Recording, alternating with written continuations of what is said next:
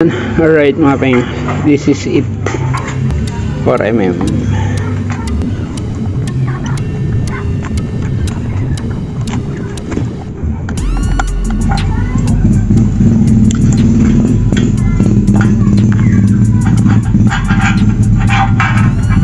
Kalawang na, ay no, kailangan pala buksan palagi ito.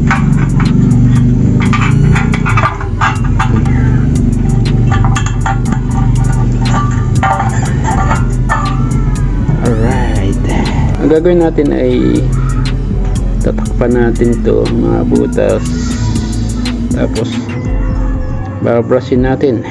Grabe yung ginawa mo. Yan, alright.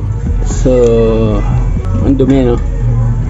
Tapos, ilagay ko ng tape ilalim para di pasukan yung loob.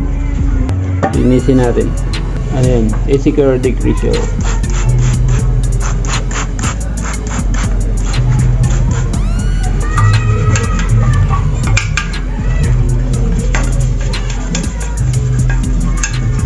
Yan, alright mga bengos. So, okay na, no? Linisan na natin. Pero itong fuel tangkap, isira na yung goma. Hindi ko lang alam kung nakakabili ng goma lang o rin takip. Gagawin natin, linisin natin ito. Pero uli gagamitin natin. Konti lang naman. Tapos ano lang, brush. Gagamit tayo ng contact cleaner kasi yung CBD cleaner ang sakit sa kamay, ang tapang, kaya ayoko nun. Yun, alright mga penguin. So ito yung fuel filter natin, 685 pesos ang bili natin dito. Tapos yan na, yun na yung ito yung itsura or makikita nyo kapag brand new. Tapos meron siyang code, may code siyang 54P E3915-00. Ito may dalawang paraan ng pagtatanggal ng fuel filter. Tatanggalin mo sa lock, which is medyo mahirap, baka maputol yung pinaka-lock nya.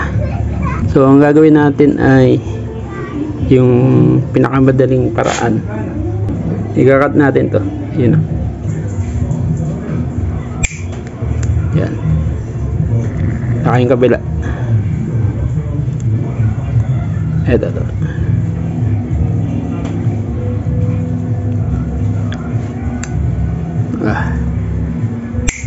Yan, ito yung para natin para bumuka lang. Yan, kita nyo ba? Yan, pinabuka lang natin to.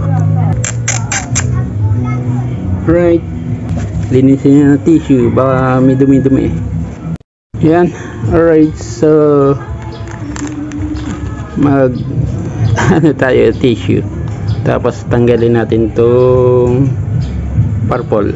So tanggalin natin yan, palatandaan lang pag ganito siya ang presentation na. Yan yung wire katabi ng fuel filter. So medyo ano lang, tapos ano, dito mo i-press sa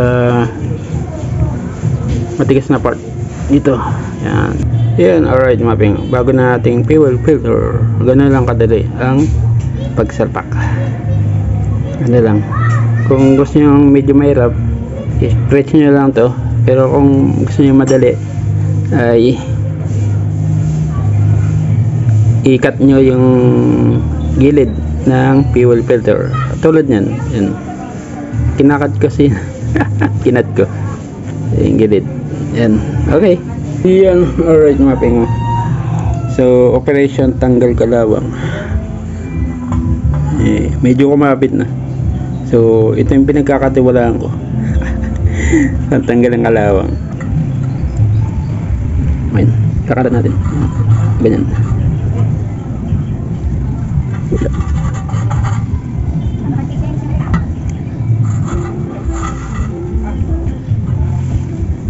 Okay. Pumasok. Pumasok naman. Di ba, limigas naman yun.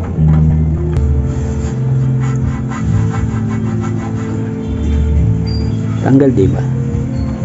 Konting grass.